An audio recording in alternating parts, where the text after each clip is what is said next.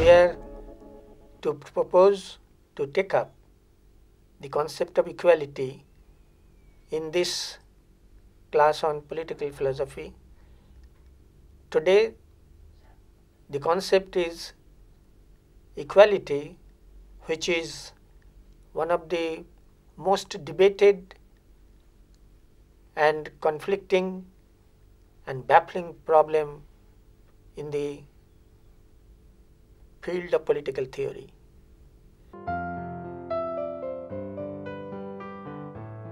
Equality has been debated over the last 2000 years. It started all with the ancient Greek philosophers, Plato and Aristotle, who didn't go much deeper into the problem of equality, but they defined it in a way that equality means that giving equal chances to the persons concerned or everybody concerned according to the social status they occupy in the society. That means what we in modern times mean by equality was not quite dealt with properly by these two philosophers because they had other interest to discuss. Secondly, we find that equality is taken up by the Roman Stoics, whose main point was that it is some sort of thing which humans are entitled to have because they are humans, what we called generally the natural right. So equal to be treated as equally was supposed to be a natural right. That was the basic contention of the Roman Stoic philosophers.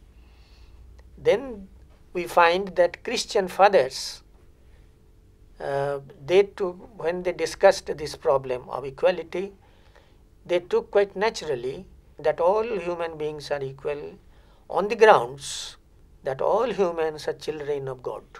So it is basically on their basic religious conviction that they took this position, and we don't get any definite definition of equality as such.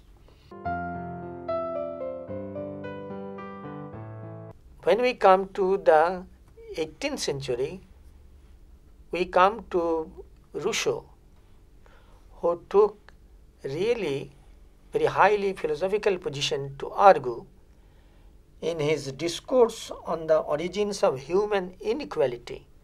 It is quite famous document where Rousseau argued that all men are equal because they are morally entitled to be equally treated. But at the same time he pointed out that in the whole course of human history it has never been achieved. Equality as a problem of political philosophy or ideology was taken up by John Locke, who argued also in terms of natural rights, tradition. And what he actually meant by equality is nothing but what we call today equality in the eye of law. We know that John Locke was basically the spiritual father of bourgeoisie ideology, and therefore the position he took that all men, meaning thereby all free men,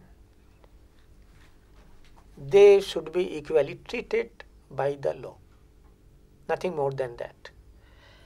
When we come to Marx, we find that he viewed this problem from an entirely new angle. He said that bourgeois concept of equality is totally unacceptable to him because it is the equality of people who enjoy the property rights under the capitalist system, and therefore what the bourgeois call equality is nothing but equality among the persons who have got a stake in the property system. And according to him, real equality can be achieved only after abolition of capitalism or destruction of capitalism. And he had his own definition. We will come to that later on. We find that these differences among the liberals about the definition of equality came into light in the 19th century, and it is found that there was some sort of expressions like equal freedoms or vis-a-vis democracy, I mean bourgeois democracy, that they championed. Now, was it a help to democracy, or was it inhibiting freedom?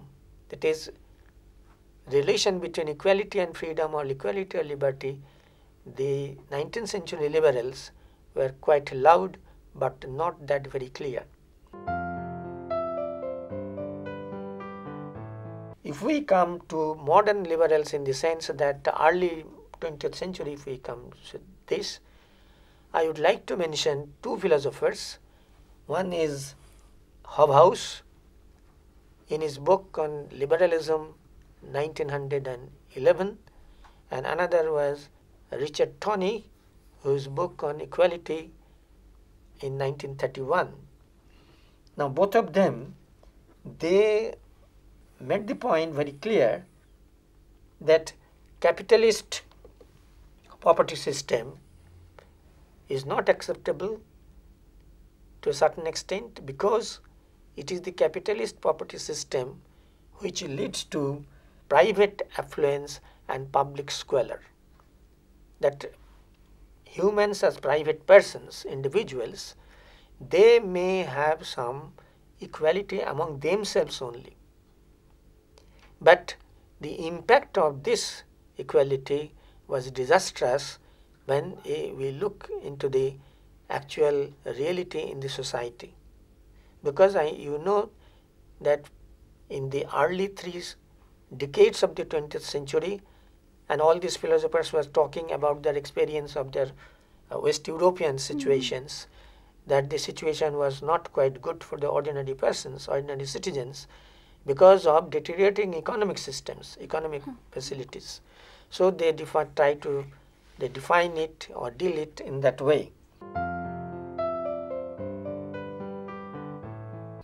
And in recent times, I mean in our times, so to say, we come across a philosopher who is known as economist but is also a social philosopher, I mean Amartya Sen.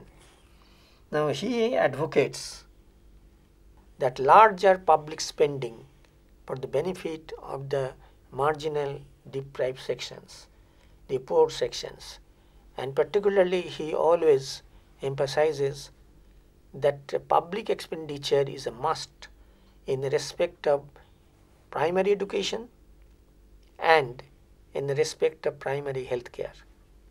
These are, according to Sen, is fundamental needs of a democracy as the first step towards achieving equality.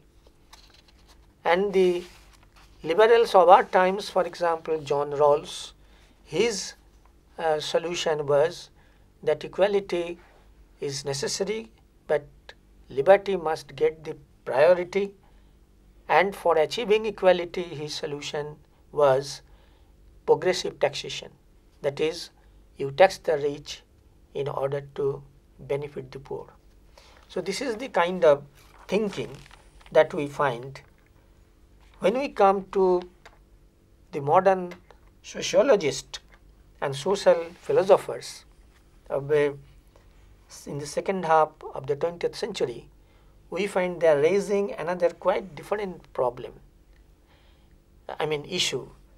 They raise the issue whether equality is at all possible sociologically. Their basic argument was there must be some social differentiation and social stratification in order to make social structure. So these are the sociological, anthropological concept. If you mean that no society is possible without a social structure, and the moment the concept of structure comes in, so naturally there will be some layers. So more equal and less equal, this is more or less an indispensable element in the discourse. And in fact, they pointed out that every society in human history till today, there is some sort of a functional norm prescribing acceptable degree and the kinds of inequality in the society.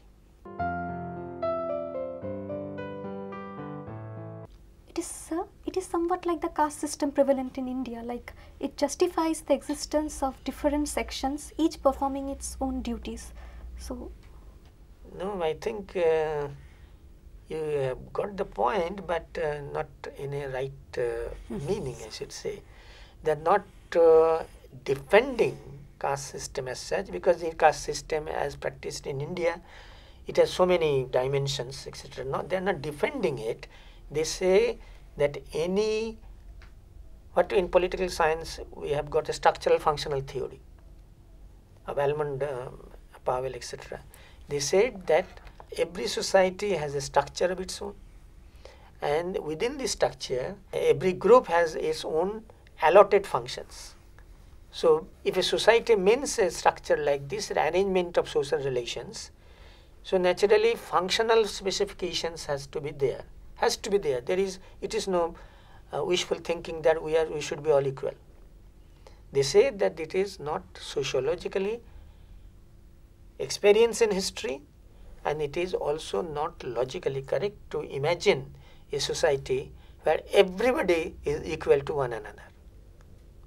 There is a logical contradiction in it, they say.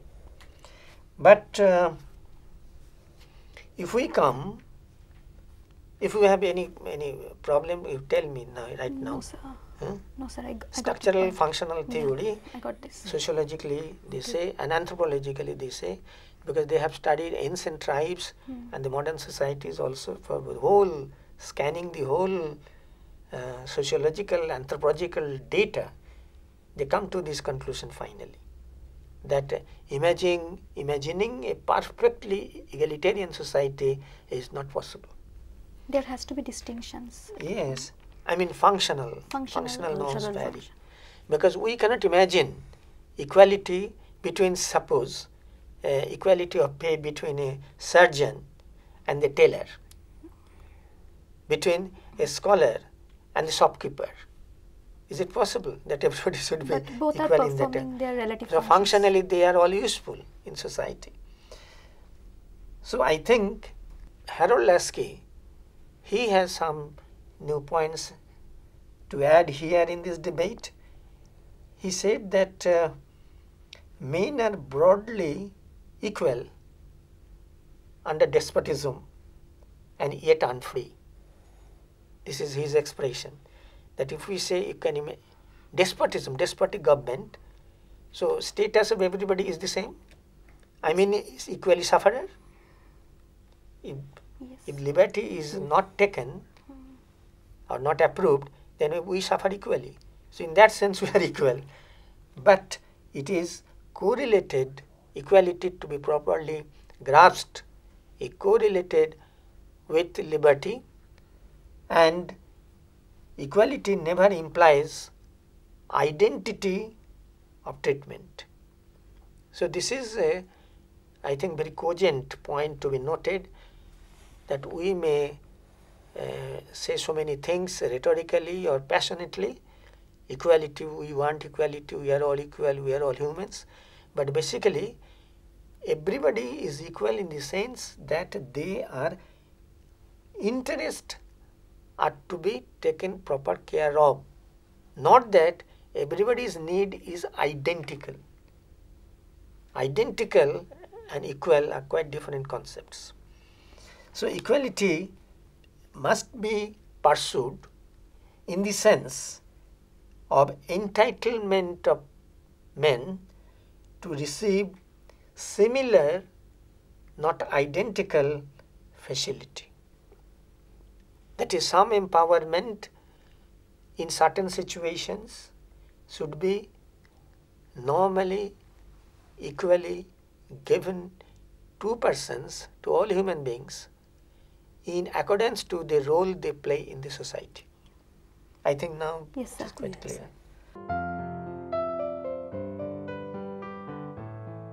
And this Lasky has coined a particular expression. He said that this problem of equality then, as a concept, is the organization of opportunities. Whether opportunities create entitlements. Entitlement is the moral claim. Then it is reflected in the opportunities provided by the society or government or legislation or whatever we may say. But therefore, it is the social challenge that opportunities are to be properly organized in such a way that entitlement is equal. Not that absolute equality is the problem, is a figment of imagination, and it is not possible at all. Now, and in doing that, in organizing opportunities, society or government has to take into account that no one personality suffers frustration. You see, quite a high conception, isn't it? In the context of modern day life, 20th century experience, that if people, for some reason or another, there can be hundreds of reasons, but if they are frustrated, so a frustrated persons and the satisfied persons, according to the different social and economic situations they are in, can never have equal treatment. So, this is, I think, the basic elements of entering into the discourse of equality. Sir, equality, you said in one place that equality means equality of opportunity. That means equal opportunity for all. But if... Okay, you finish it first. Okay. But what if not everyone in the society can avail of these opportunities? There may be some who are specially equipped to grab those opportunities than others. Yes, right point. Very right point. When I use the word opportunity, I didn't say opportunity, equal opportunity for all. Never. I mean equal facility to be entitled to the opportunities. Not that the absolute thing is to be equal to all. Because when you concluded your question, you correctly observed that according to the situation they are socially and economically placed. So their needs varies, their aspirations varies, their happiness varies. Isn't it? Yes, sir. Thank you. So suppose a drunkard in the street, if you give them scholarship and books and extra on par with the students in a very grand new scheme of equal opportunity for all, it is meaningless. Absolutely. In that sense, isn't it? So in that way, we have to approach the problem of equality as a concept of political philosophy. But I think this is the preliminary thing that we can treat today, and there will be more discussions on this in the next classes. Okay, sir.